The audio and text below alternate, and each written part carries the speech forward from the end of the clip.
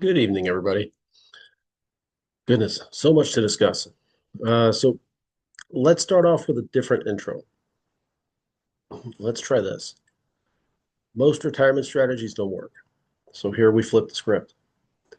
My name is Daniel Young. I'm the founder of Adaptive Perspective and the Adaptive Perspective platforms. And today we're digging back into our stock market investment strategy using closed-end funds.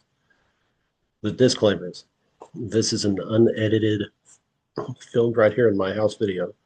So you might hear some background noise. And to be clear, I'm not a financial advisor. I'm a financial strategist. I'm transparent, I'm honest, and I take a step back to see a bigger picture. I don't talk like the herd. In fact, I don't even follow the herd, though I do track them. It's always best to know where they are so you don't step in their BS. I walk in limited company, and sometimes I walk alone.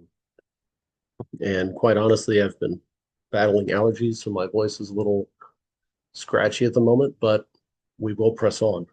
So the platform update is that I started working in Substack. I can't remember what I said last week on this.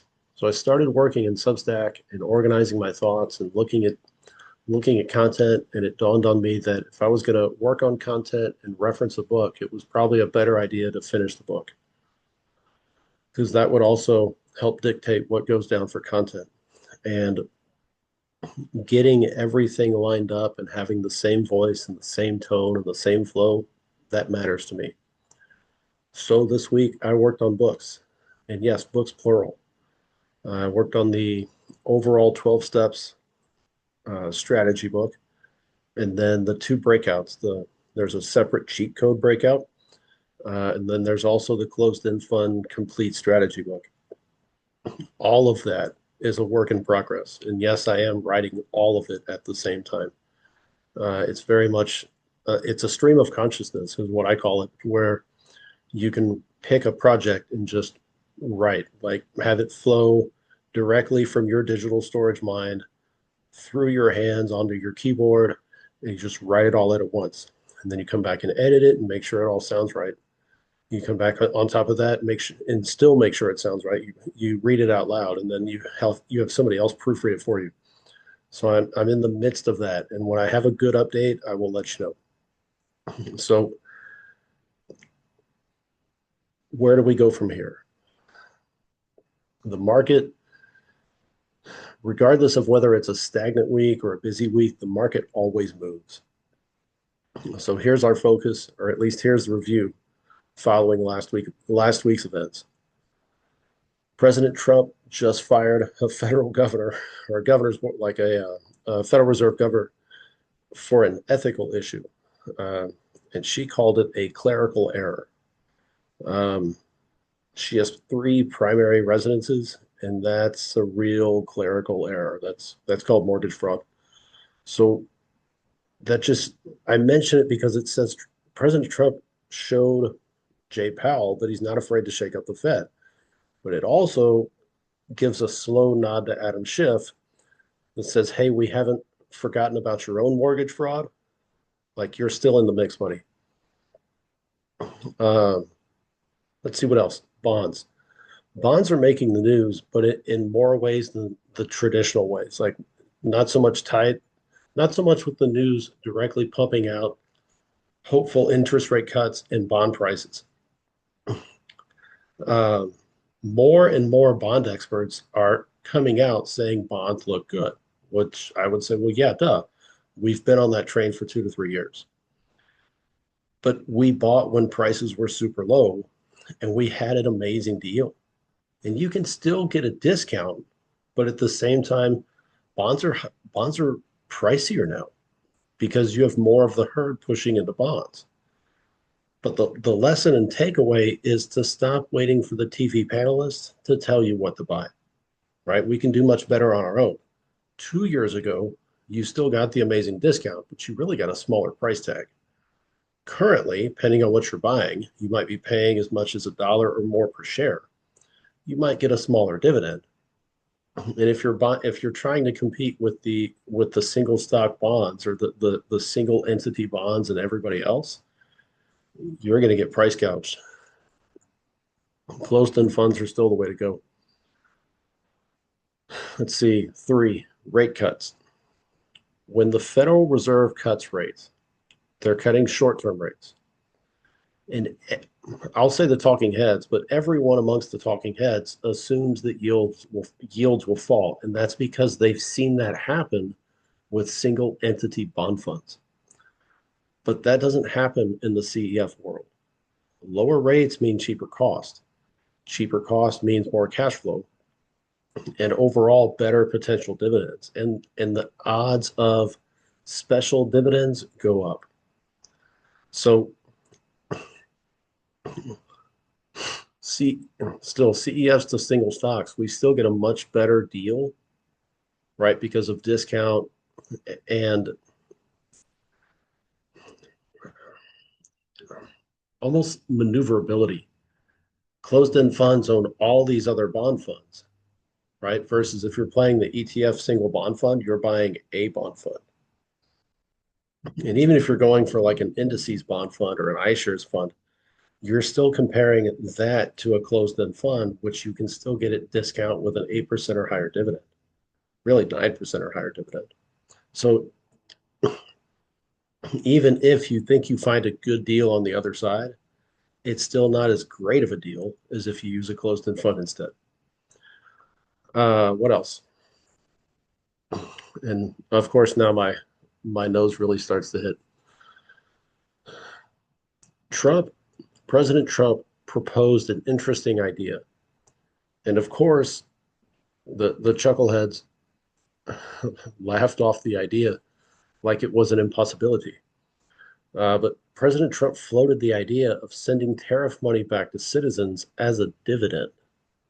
And I mean, we know the IRS is always looking for a way to raise income. They did it; those stimulus checks ended up counting as income, so you paid taxes on them. But so if you think of tariff money isn't going through Congress. So it's actually not taxpayer money getting routed back to you. It would be external money through the External Revenue Service being paid out to every American. And I don't know how that would work. If it's extra money and it's not our money, dividends are taxable income, but it's also not going through Congress. So if that were to happen, I mean, the IRS, I'm sure, would find a way to label it income, but maybe not. The ERS function really does trip up the system. And the fact that it's brand new, it's a different idea, and the system has no control over it. So it's kind of interesting. I'm wondering, and you can drop a comment on the video, did you hear about that from anywhere? I mean, I saw it on my Telegram news. Did you see it on your news? And my guess is probably not, right? But that's a pretty big idea. I mean, we haven't done tariffs to this level in over 100 years at this point. But tariffs would fund taxes and then debt and then even us. That's the goal. So if President Trump actually had that much tariff money that he returned it back to US citizens, that's a game changer. That's a narrative breaker. Like you can't go around that. It just exists. So let's see what else. Market highs don't exactly mean no deals. The end of the week in the market was a little more turbulent than the beginning, but not so much in our portfolio. But in general, when the market is pushing greed and when those newbie herd investors are really swinging the market, when the market continues to see new highs and push further into greed, that doesn't mean that the deals are gone. If you listen to the talking heads, if you listen to the chuckleheads, those guys will tell you, you know, the market's pushing into greed. There are not many deals left. You should get into this before you lose the opportunity. And that fear of missing out makes people buy. But in the closed-end fund world, There is almost always, I won't say always, because I've not always tracked the closed-end fund syndicate, I guess you could say, or circuit, but there is almost always a deal to be had. If the herd is pushing into one area, you can bet there's another area where they left that is a complete wreck and a great time to buy. Almost lastly, but second to last, Bitcoin is becoming a hot topic again, partly because President Trump added it to the list of possibilities for 401k investments. Also, because when the talking heads push this idea of a devaluing dollar, more people turn to a fixed currency where it's really supply and demand, where there's a limited supply. It's not like you can just print more of it. So with a limited supply and controlled demand, that currency, even though it doesn't make sense to a lot of people, it's still a very fixed rate, decentralized currency in the sense of it's worth whatever people say it's worth, which sounds kind of like the dollar, which is worth what people think it's worth, but the value of the dollar is not tied to anything versus the value of Bitcoin. Well, that's probably a bad example. In Bitcoin currency, it's tied to dollars, but it's $1 buys however many decimal points of Bitcoin. But $1 also buys $1 in paper currency because that's what people think it's worth. And that's what we're missing in the economy at large. We need to go back to a fixed metal standard. I don't really care if it's gold, copper, silver, bronze, anything. The dollar needs to be tied to more than just what people assume or what people think the value of the dollar is. Because when everybody thinks it's worth less, then the dollar is actually worthless. And when everybody thinks it's worth more, it's still worthless. So if we fixed the currency on the gold standard or a silver standard, or I mean, heck, pick a standard, then you could have a sure value of what $1 equals on any given day. And it also derails the inflation and it derails the Fed's ability to control the rate. I mean, you essentially nix them out of it when you put the dollar back on a fixed metal standard. But since we're not that way, Bitcoin is it's seeing a resurgence. You have a modern age or of newbie hopeful 40-year-old plus retirements just coming on the scene, and they love the idea of Bitcoin over a dollar. So President Trump is allowing people to invest in Bitcoin through their 401ks, and it's going to become more popular. And not that I want to directly invest in Bitcoin, but it is alluring in some ways. A fund we already own with the ticker BRW, we get indirect exposure to Bitcoin through different indice trackers. But there's also BITO, which I've mentioned, I think, the last 2 weeks, BITO. There's also BITO that has that crazy 68% dividend, but it's not a consistent 68%. It fluctuates, and it hits about 50% on average. Might be about 42% right now. And it's a nice yield, but it doesn't fit the pure closed-end fund play. It's like a niche almost. It would be, if we added it, it might be like a pocket play, but not a core value change. And it, even with the variable rate, which if you've watched me for a while, I hate variable rate stuff because it's nothing you can depend upon. We want consistent dividend income as we build this dividend machine, right? And consistent payments help build that. And yes, we like one-off special dividends, right? DSL used to pay year-end special dividends. Those are amazing, but they're also still paying that consistent 11-cent dividend. So a variable rate dividend over time is not as fun as a 68% consistent dividend. It's still great. 42% dividend is still amazing. but it's not reliable, especially if there's no threshold. Like it could dip below the 42 because that's an average. So it's an interesting consideration, but it should not be a complete portfolio change. It's too unreliable. Bitcoin itself is too unreliable. So if you want to dabble, I understand. Go for like a niche or like a pocket corner of your portfolio, I understand. But I would not switch all the way into Bitcoin. It's too much. So where does that leave us outside of that pocket investment? I still think bonds and bonds proxies are the best way to go. And it honestly, I can say that, but it's really like looking at all three sides of a coin, right? It's not a two-sided coin, it's a three-sided coin. There's heads, tails, and the side. And at this point, you could wobble that coin back and forth between. So if you picked heads for bonds and bonds proxies because it's got a little bit more weight than tails, but it could still land on edge.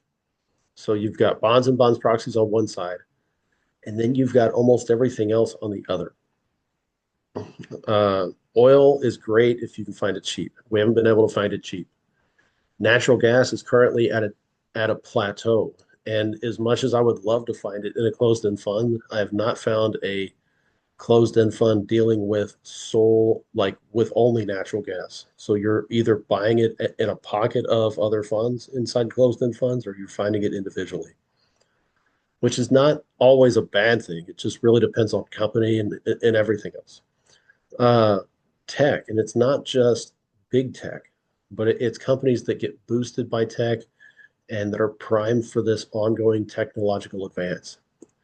President Trump's idea is this giant golden dome of protection, kind of like the Iron Dome for Israel, but we can compare the technology race to the same idea. Like we're in the midst of building this giant golden dome of technology, which has a lot of pluses, but at the same time, you know as well as I that government and the nefarious parties inside the world always find a way to twist that to their ends. So, as amazing as technology is, if everything's connected and everything's integrated, that also poses some serious risks and exposes some serious flaws in the system.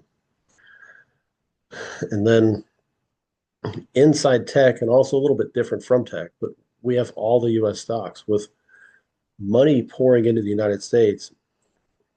I mean, pouring into the United States economy, both by industry of what companies are willing to build here in America, microchips and car plants and this and that and the other are pouring back into the United States. That's great for the economy and great for local economies because it's a great source of jobs and pay. But then you also have tons of money coming into the economy. So you have the onboarding of that money, but you also have the increase in foreign investments inside the US economy. And then you also have tariff money.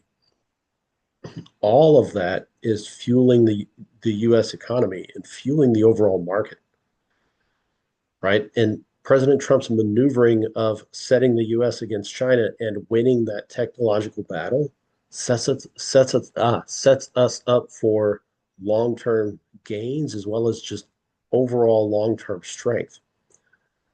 So positioning the U.S. and redoing trade deals and building the U.S. economy through these trade deals is actually taking trade and deals away from China. So it's like the it's like the space race with Russia, except we're the outright winner. It's a race and we are winning. And we want to continue winning. So I believe countries will continue to invest in the United States. So all of that together, it's hard to find a place you don't want to be in the market. But if we want to optimize our money, we need to find the best places we can be in the market. So if oil is untouchable, I mean, both by price and discount, tech is going to be hit and miss, but that really gets absorbed into US stocks overall. It really is the coin. You could pick, you could pick single liquid natural gas. Brett Owens writes about that. And he's recommended a few single individual companies. But I'm not talking about that. If we're debating bonds versus stocks or bonds and bonds proxies. So bonds, municipal bonds, real estate, BDCs, utilities, energies, uh, collateralized loan obligation CLOs, uh, MBS, mortgage-backed securities. If we're debating all of that, that would be the head side of the coin because there's a little more weight to that. With the herd shifting, with these supposed experts and all their buddies jumping on the bond bandwagon, we're going to see an uptick in cost per share. We're also going to see a narrower discount, but you can still find a good discount. On the flip side of that coin, you've got US stocks and tech, and you can throw in oil because oil production incentivizes the entire market. So you've got US stocks, big US stocks, tech, big tech, and oil on the other. And then you've got the balance of the coin. Like you could go one and one. But if you stay on the fence and don't buy anything, that doesn't help. Right. But if you want to be wishy-washy between the two to where the coin wobbles, I get it. Like you could buy both and I think still come out great. But if you're really looking to tilt the portfolio or tilt the weight in your favor, I still think bonds have an edge. However, that said, with money pouring into the US, I think if you wobbled towards bonds, that counterweight wobble back could still actually land you on tails and pull the weight, right? I'll show the if you're kind of like going like this, you could lean towards bonds, but at the same time, that counterweight could actually make you fall down when you pick US stocks.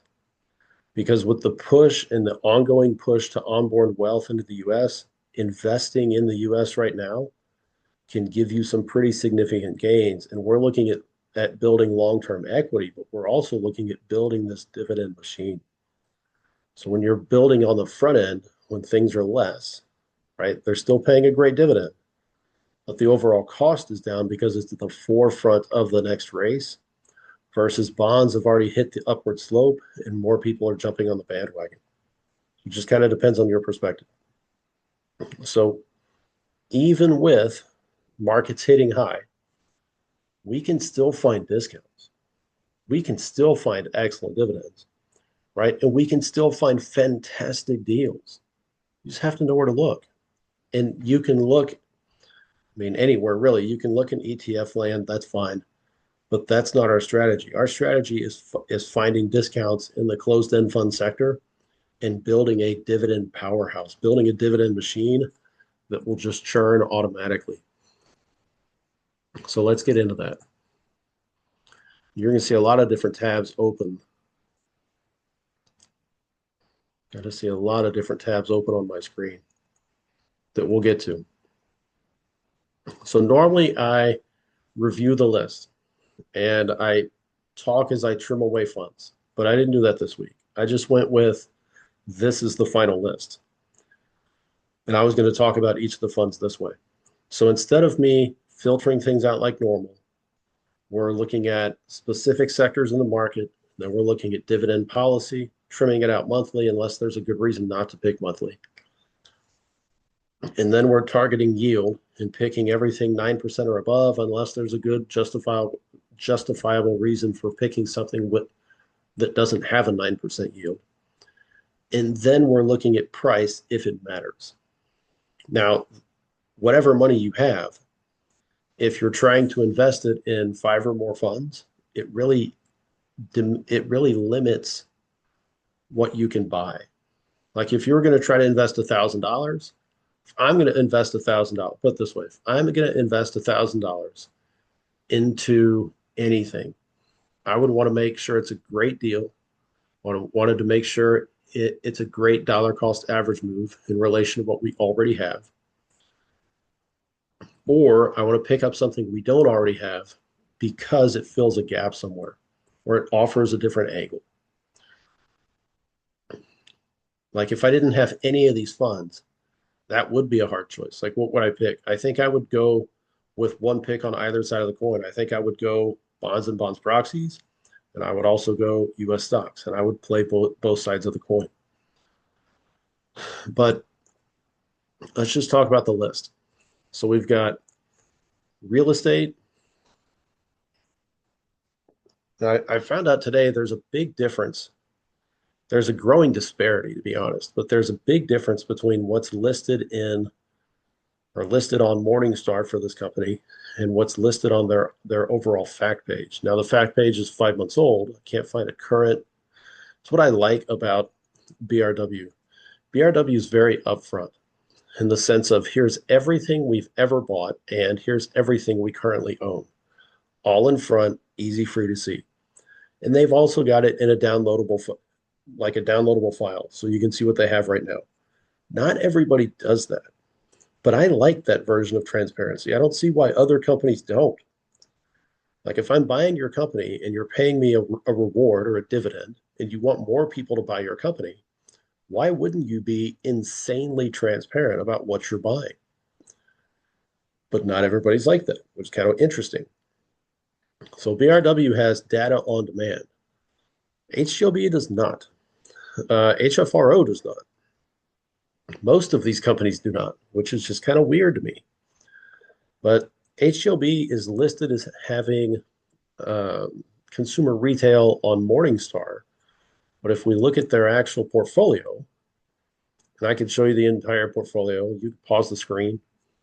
This is free info. It's not like I'm in a member only section. This is just on their website. So you could pause the screen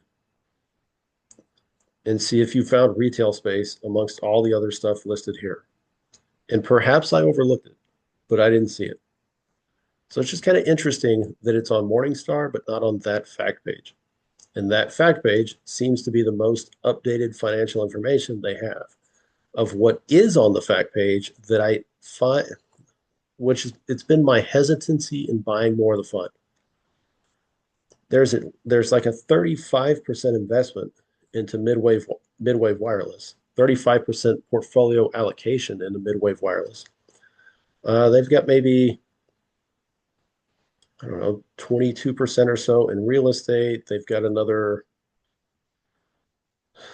close to close to 15 or 20% into utilities and energy. Like those things are great, but it's I don't get the like 30%, 35% portfolio tilt into midwave wireless. I get the potential for the company, but at the same time, it makes me hesitate. Um, so it's definitely more this company. It's definitely it has a more portfolio and a can weight to it, tilt to it than it used to, but it is still dominated by tech, real estate, and utility, or yeah, tech, real estate, and utilities, and data for that matter. So that's good. I mean, and the price has gone up, but long term, I don't know if I want to buy any more of it. I'm happy to ride the wave. I just don't know if I want to pile in. OXLCs is still, I think, the best CLO operation out there. After the general, I can't. I can explain the scare, and I have explained the scare, but at the same time, I cannot logically explain the scare. Other than you're dealing with the herd, who was freaky about everything, or freakish about everything. It's like a school of fish and a shark. That giant bait ball will freak out and panic with any intimidation from a bigger fish. And it's like the entire herd just swerves, or in this case, school of fish just swerves out of the way. I can't explain it other than that. NBXG is tech and stocks. USA is just, it's a blue chip powerhouse. Um, what I, and we own three of these now. Um, ADX, ASG, and USA are all well known blue chip powerhouses, and USA and ASG are sister companies, and they track their portfolios very different. It's not like you're buying two portfolios that are the same exact thing. What I dislike about them is that they are quarterly payers, but such is life. Um, it's honestly why I like if we bought USA, we'd probably buy NBXG. So on my list of possibilities, stocks to bonds. If we bought stocks, then we would probably, or like blue chip stocks, tech, heavy weighted tech. If we bought USA, we'd probably buy NBXG too because I like the monthly payer. I don't like waiting for dividends. Um, BRW, I've talked about it. It used to be just closed-end funds, but it was a closed-end fund portfolio of closed-end funds, but they've expanded. It's a shareholder activist fund that I like, but they still deal with bonds and closed-end funds, but they're also into crypto and minerals and metals and everything in between. Like it's a great all-around portfolio that I like. Plus, it's got that shareholder activist or pro shareholder activist mentality. I like that too. And then realty is just real estate, and it really is a different type of real estate. So that's really what I wanted to show. So outside of HGLB, this is HFRO's portfolio. Nice breakdown. I mean, you can pause the screen and see where they're at. And then here's their top 10. And if you wanted to find this and read it, they will give you breakouts. And it's free. It's not like I'm logged in and it's a membership deal. You can find this online. But you can get into their portfolio. It is a US based portfolio. I like that. With more money pumping into the US, I like a US tilted investment portfolio. The other option on the list is RLTY. So you have the overall breakdown, all the stuff they're into. You have the overall allocation, which is 80% US. It's kind of like 92% North America with the rest spread out. And then same idea. It's got more information on REITs and all of that other stuff. So in portfolio structure, we've got US, mostly US. Then they've got a fact sheet of what they're really into.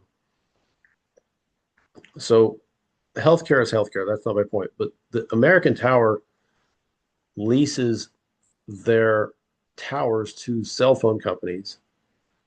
So it's labeled a telecommunications company, but it's really a data company. And then you've got Digital Realty, which is data, and then Crown Castle, which is like AMT. Equinix is data. SBA Communications, telecommunications, which is data. So I like the real estate structure, but a lot of it is technology and data. And then IGR didn't make the top 10, but this is part of my comparison. So we own IGR, which, oh, go up to the top. It's a CBRE fund. And yes, this is on their website. So if I scroll back down, tracker, it's not a US, it's predominantly a US fund, but it's much more a world residential or a world-based real estate fund. So you're going to see a lot more swing in it. And IGR right now, and it has been, IGR is a dollar cost average buy for us. It's not always on discount, which is, I mean, I haven't put it on the list in a while because it hasn't met the discount structure or the discount metric. But even if we bought it in a dollar cost average move, it's not the best thing we could buy right now because of all the other money, from my standpoint, of all the other money coming into the United States. So from that angle, if we wanted a sole US company, it's HFRO.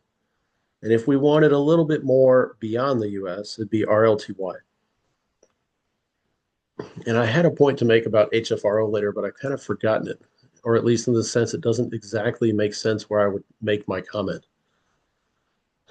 But I think overall, I still see the fears about HFRO being overblown or oversold or overpushed. HFRO was a hedge fund bond fund, and they paid a stout dividend. And then for reasons still unknown, which is why I think we've seen the dip in price and the widening discount, or at least part of the reason. We've seen those two things happen. They switched into real estate. Now, most people got, I don't know, further scared because both of those companies, I mean, they're sister funds. Both of those companies also invest in NextPoint, and NextPoint helps to manage those portfolios. So they saw it as shady. And I can kind of undersee that. I mean, or I can kind of see that, but it's I think the fears regarding both portfolios got crazy out of control. So we saw share prices dip. We saw the dividend fall, right? And I think the dividend fell based on general restructure, especially here because you go from high paying bonds to real estate when it doesn't really seem like a real estate market. Uh, but part of HFRO's trouble has been one, their own PR, but then two, a lot of their stuff, they didn't have a ton of square footage online. Houses being built, medical complex being built, not actively collecting rent or generating income. So that kind of weighs on your budget. So I get why they would cut the dividend because they would need more cash on hand to make their own payments. I get all that. But on their end of things, they shot themselves in the foot. They switched portfolio style with no fanfare, with no explanation, and expected people to just tough it out with them. And they're managed well, right? And their portfolio has been making a comeback. They have more stuff going online. I think the fears are overblown. I think the light at the end of the tunnel is light and not a freight train. And as more people realize that, I think we'll start to see a change. And we have seen a change. The share price has gone up.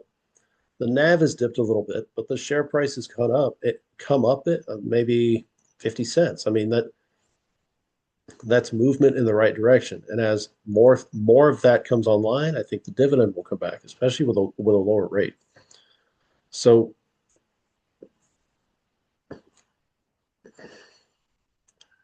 where would I invest? Like if this is the final list, that's still a good 7 funds on the list. I could, yeah, 7 funds on the list. Can I trim it down? Well, almost everything is higher than what we bought it, except for OXLC. I mean, their market crashed to a degree, and they're still climbing out. But I have no fears there. But almost everything is higher than what it was. Uh, but if we go bonds and bonds proxies,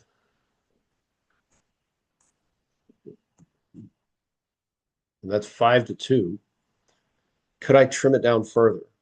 Well, it comes down to what you want to pay. And I don't want to be wishy-washy. Never my point, never my purpose. But that is, I mean, the bottom line is what you have. And I'm not going to take your money. You're going to invest your own money. So what I have is what I have, and what you have is what you have. You can only do so much with what you have. You can't buy everything. You can want to buy everything, but you can't buy everything. So how would I optimize what we have? Well, if I'm going to be exceptionally choosy, I would trim the list like this. RLTY has been on my hit list for a while. Um, just for different factors. I love their portfolio. I like their consistent dividend. Discount wise, it has not been in the discount metrics for a while, and still it's lower than what it has been. I mean, currently about 3.5, overall about 5, and it's worth more because more people are jumping onto bonds and bonds proxies. So it's tempting, but it's like paying almost 3 times as much for something that's primarily a U.S. investment. So I've got sole U investment versus majority U investment, U.S. investment. I don't know if I could split them, but together it's like, gosh, it's 21, $22 a share. That's a lot of money. OXLC I still think is a great buy. Anytime it's in discount territory, and it rarely dips this bad, it's a great buy. NBXG higher than what we bought it. USA a little higher than what we bought it. BRW higher than what we bought it. Those are problems you want to have. I mean, over the course of buying funds, you're going to buy stuff when it's lower and when it's higher and lower than your average price. But if you're always buying higher than your average price, you're also eating into your profits. I get that. And the goal is equity, but the goal is also dividends. So the best thing in the market, we only have so much money. So if I'm going to follow through on what I said and pick the head side of the coin, hmm. So if I'm going to buy these two together, I like BRW and the exposure to crypto. Hmm. Choices, choices, choices, choices. This is the hardest part of this week because we're either buying this week or next. Before that, I'll take an aside. So I did some research on BITO, and this is what I came up with. Over the last year, this is their average dividend price, and this is their average stock price. So in comparison, let's see, based on the current price, that would be the dividend most associated with their current price. So that would be a 44% yield. But I think the average is close to 50%. So is it worth an investment? Well, $20 a share. I mean, that's higher than anything here. That's going to eat into whatever potential money we have if we opted to go with it.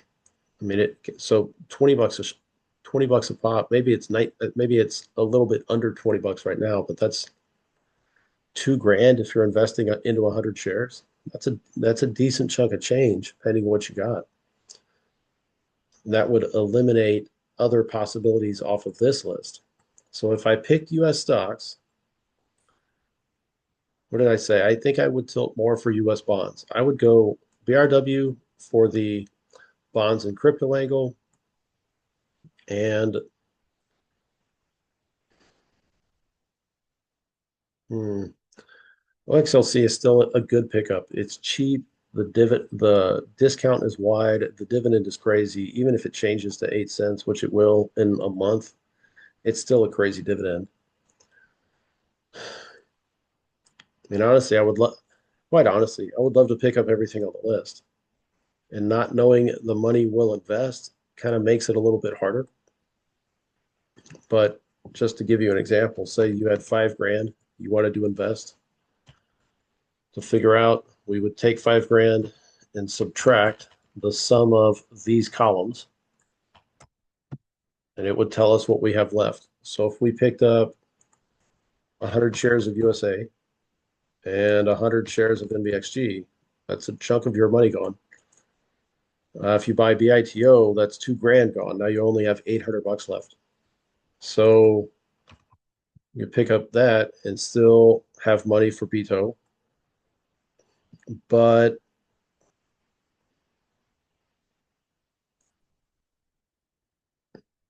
this is where I'm like, I get yeah, it's 12% compared to 50%, and we're building the dividend powerhouse. It's very tempting to stick with this fund and just buy more of it, right? But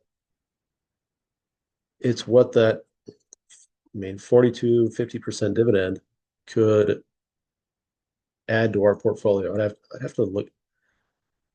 So if it's a 72-cent dividend on average times 100 shares, you get $72 a month at, let's say, right at 2 grand. So that's close to 2 grand.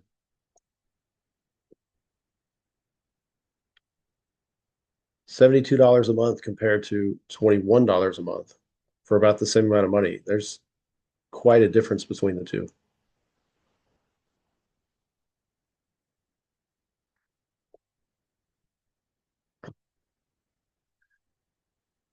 So if we didn't do BITO, bonds Same thing, like real estate, it would give us something we didn't already have.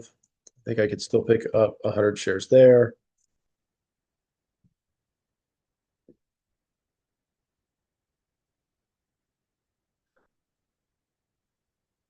I don't know. I'm uncertain. I really have to, I've got to deep dive this a little bit differently. I need to know how much money we have and if we're investing this week or next. At the end of this week, the next labor market stats come out. Pending those, that'll either add fuel to the fire for the Fed to cut rates or give the Fed more ground to hold rates longer. But I think they'll cut rates. Best place for us to be is anywhere in the market. Bonds should do well, stocks should do well. That's really a neutral argument. On my end of things, the more we buy, the we dilute the overall power of what we're investing. So without being wishy-washy, I don't know if I can trim the list because I would love to buy everything, but I don't know. Well, I don't know what we have, and I don't know if we can buy everything. We could buy everything. I don't know if we should buy everything. I love this portfolio, but this one's cheaper because, well, the discount, and people are still wondering why they switch from bonds to real estate. Solid U.S. investment, like a majority U.S. investment. I love tech. Um, that's a great deal. That's a great deal. I don't want to be wishy-washy, but I think I'm going to have to be. I have some soul searching to do. So on your end of things, maybe not soul searching, I've got some financial searching to do or financial strategy searching to do. I don't know how you want to say that. But what, gosh, could I, outside of just pining for this portfolio, would I buy it for that price and not buy something else? Could I ditch HFRO because even though it's a great deal? It's the top discount, still pays a steady dividend. Dividends should come back. Or like the double dividend essentially. It used to be twice as high as what it is. So it should come back, right? But could I eliminate it if I had to? Like would a hundred shares pickup of RLTY really do that much for our overall portfolio? That's a question I need to answer. And I don't have an answer right now. So I'm going to leave it at this. It's This is the final list. I don't know what we would pick. We're definitely not buying tomorrow with the market closed. So it does give me a little bit of time to try to figure out if we're going to buy this week or next,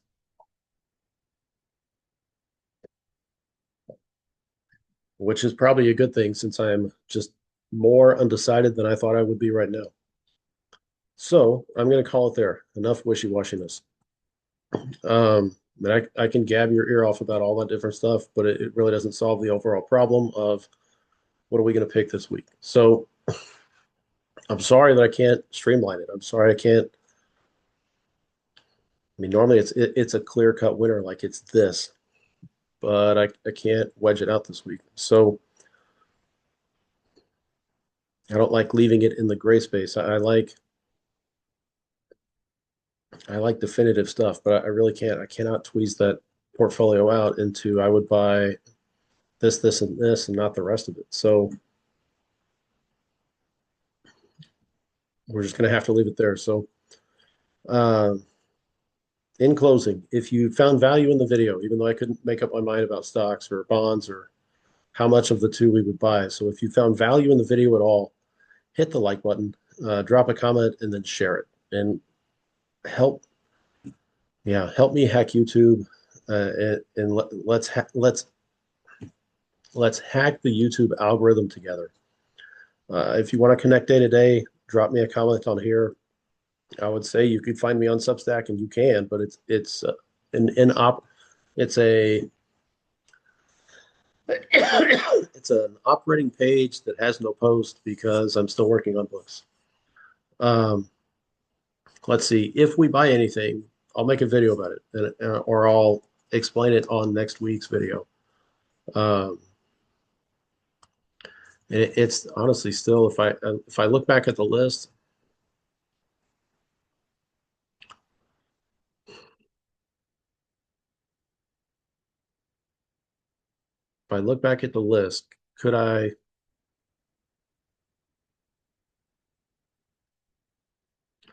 let's talk common sense. I like common sense. So if I look at the list, is this portfolio better than HFRO? It's definitely different. And it definitely gives us an angle that HFRO doesn't have. So as crazy as it sounds to take the top discount off, let's take the top discount off.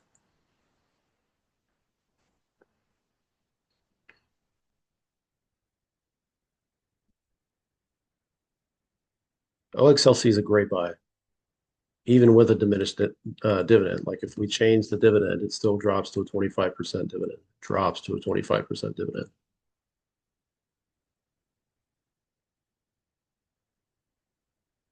And BXG is a good buy, even though it's more expensive than where we bought than our average. Same thing for USA, not by much even. We just bought it. It hasn't changed that much.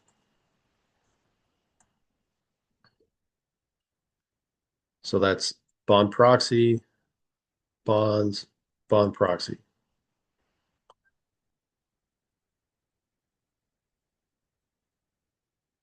I like NBXG, but it cuts in our ability to buy something else. So if we're operating based on necessity,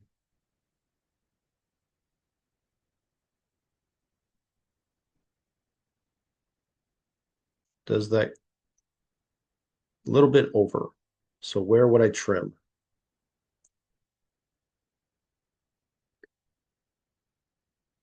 That's pretty close. The USA is that off quarterly payer, but it's a solid investment into US blue chips. And that still tilts us. That still tilts us heavy on bonds, although we do get countered from stocks. So I would go with that without being wishy-washy. I love the HFRO portfolio, but I can't buy everything. And I love NBXG, but same thing. If I'm going to buy something that's more expensive than normal, and RLTY is definitely pushing that envelope on being more expensive than normal, then I mean, without the funds, you can only buy so much. You only have so much. So I'll call it with that. That's my final list. So if you found value in the video, then please hit the like button, drop a comment, and share it, and help me hack YouTube. And yes, please, by all means, leave me a comment. Talk about my video, talk about the advice, talk about what you're up to, share what you're up to, what you're buying and why. I would love to hear from you. And outside of that, get back to my video. This is Daniel Young signing off. I will see y'all in another video. Have a great week, everybody. Bye-bye.